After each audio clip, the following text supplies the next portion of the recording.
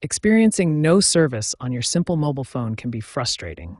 Since Simple Mobile uses T-Mobile's network, the issue usually stems from three main causes: SIM eSIM problems, network outages, or incorrect device settings. First, ensure your SIM card is properly inserted and undamaged, or that your eSIM is correctly activated if you have a newer phone.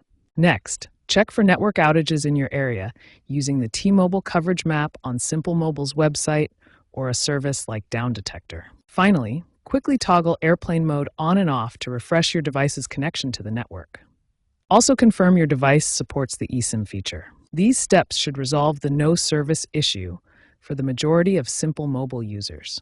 If basic troubleshooting doesn't resolve the issue, check your device's advanced settings. Start with the access point name, or APN, which connects your device to the mobile network.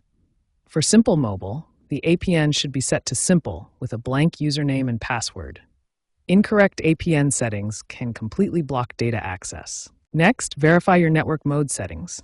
Ensure LTE or 5G is properly selected based on your device capabilities and coverage area.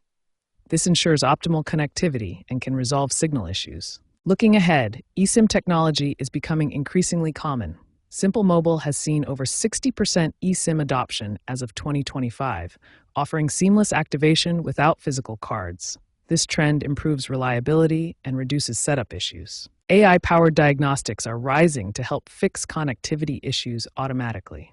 Carrier apps now use intelligent algorithms to identify and resolve problems without manual intervention. Satellite integration is another promising trend. Partnerships like T-Mobile's Starlink collaboration should minimize network outages and no service incidents by up to 50% by 2030, providing reliable backup coverage. If these advanced steps do not fix the issue, contact Simple Mobile customer support for further assistance.